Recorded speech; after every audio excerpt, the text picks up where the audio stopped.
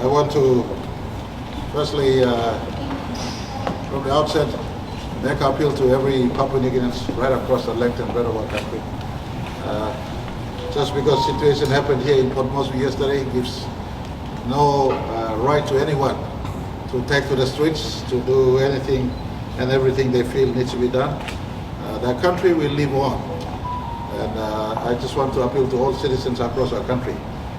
We were under stress and duress yesterday in Port Moresby. The pay-related issues of the members of the PNG Royal Constabulary, as well as all public servants included, were brought to the attention of government, and police were not at work yesterday in the city, and people resorted to lawlessness up and about. So not all people, but in certain segments of our city.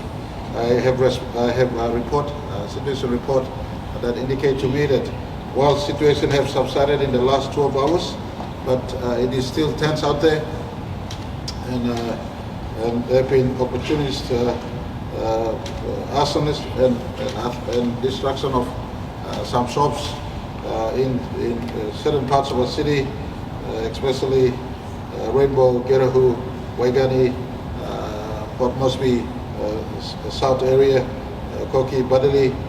Those arson has taken place yesterday. Situation has subsided today, but our police and defense that was called out yesterday working together to bring Port Moresby back under control. There's some indication of people trying to come out, but I want to speak to Lei and speak to Kokopo and speak to the country. This is your country as much as it's my country. The care and watch of our country remains in our hands. Breaking law does not achieve certain outcomes that you want to achieve, whether your immediate need outcomes or our collective shared outcomes. I want to encourage everyone. Today, the National Security Advisory Committee will be meeting here in the next hour, and later today at 11 o'clock to 12 o'clock, the National Security Council will meet, and Cabinet will convene at 2 o'clock today to look into what has taken place yesterday, what gave rise to the police issue. I know we say there's a computer glitch, and the system in the payroll system didn't upload what was to be benefit passed on to our taxpayers. This government, our government under my administration, considered the toil and plight of our people in tough times, and we have introduced measures to help our people in tough times, especially now with uplifting of non-tax-paying threshold to 20,000. That means small wage earners do not pay no more personal income tax. This has never been done before. The last threshold was 12,500. My government during COVID-19 lifted to 17,500, but we now have decided to entrench non-tax-paying threshold at 20,000 kina and annum. Never done before. Don't take this sort of interventions for granted. We made deliberate intervention to help the toilers, those who are earning lower wages in our country. That means at 20,000, your tax base now starts to be calculated. So those earning even above 20,000 takes a little bit more home. You could have seen in your pay slips. I know there's a running issue on the the dependency rebate. That's something we're looking at. Advice I received last night was that it has not been implemented as yet. The cause of the issue was the computer did not configure to 20,000 as the non-tax-paying threshold, and it fell back down to the 12,500 non-tax-paying threshold. That is why you saw a little bit of additional charge on you and a lesser take home in the first pay. I have given my total assurance that in the second pay, what was deducted will be restored, and what is the right tax calculation will be the tax deductions going forward. And so that assurance was given yesterday, but in between that assurance and the police going back to work, the different parts of our city have been taken to assault, and a riot did take place. From indication we're also getting, it seems as if there's a mob who run from different parts of a city to different parts of a city. It has emerged strongly that there's an indication of an organized riot that took place after police went back to work. We are looking also deeper into this. We're tracing context. We are we're not discounting the fact that there is deep political influence in the side to ensure this sort of thing does take place in our city and in our country. So those are work that we are doing right now. I want to indicate to our country today. Help your country get back to normal. Violence begets violence. Lawlessness causes lawlessness. All citizens of our country must know, this is your city, this is your country. Take responsibility. We will look into these matters. Your issues dealing with salaries, again, let me reiterate. I saw last night an uninformed release by the Nursing Association that tax has been increased to 42%. For goodness gracious, look closely into what is coming out from Treasury. Tax has not been increased to 42% for everyone. 42% charge remains for the higher earning wages people, those who earn above 70,000 kina annum going forward. Most Papuanians do not earn above 70,000 kina going forward. You earn much lesser.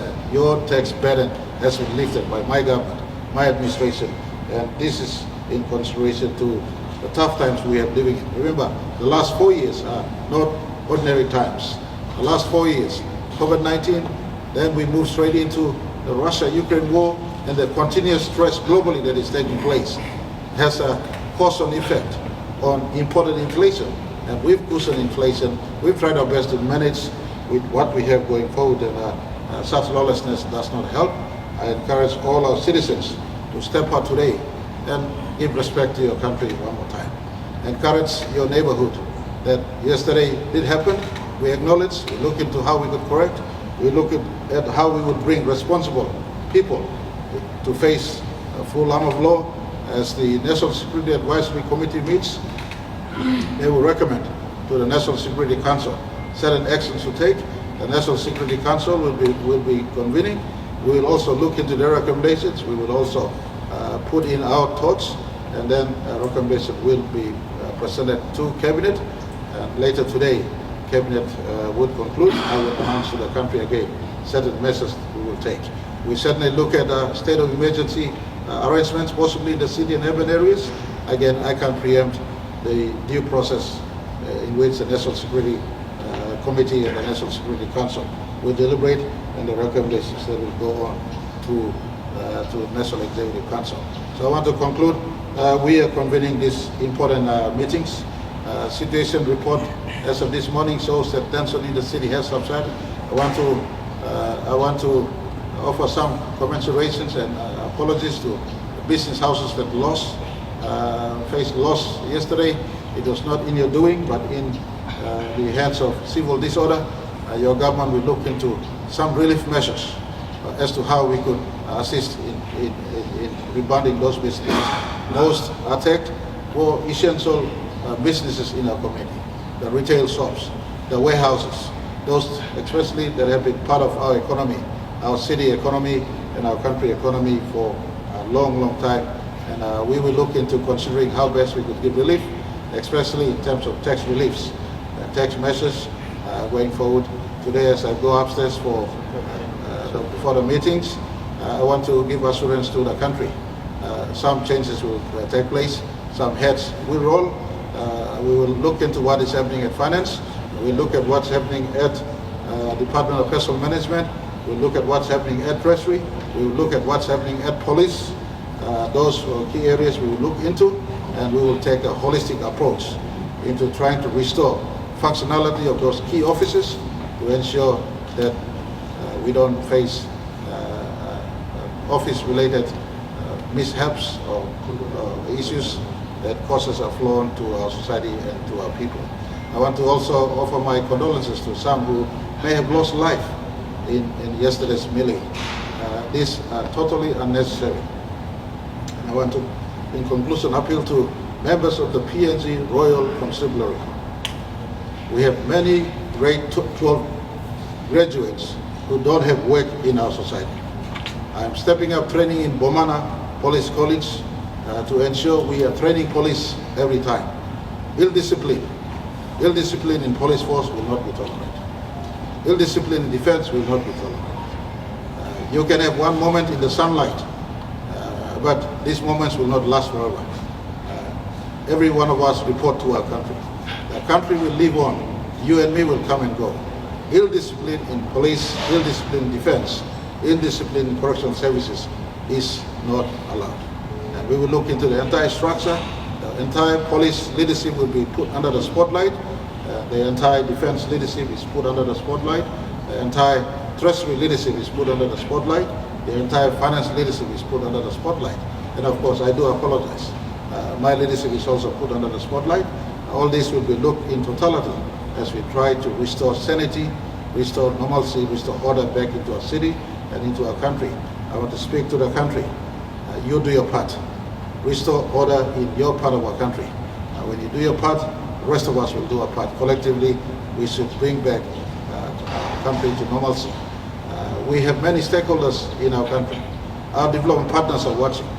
Our international partners are watching. Our investors are watching. All of us are watching. Our country is bigger than all of us. I just want to appeal for normalcy today, wherever you are. Members of the police force, take your duty. Member of the defense force, take your duty seriously. Member of the public service, let's take our duty seriously and let's get back restoring normalcy in our city and in our urban areas and in our country. That's what the greater majority of our people deserve from us and demands of us. Thank you very much. God bless each and every one of you.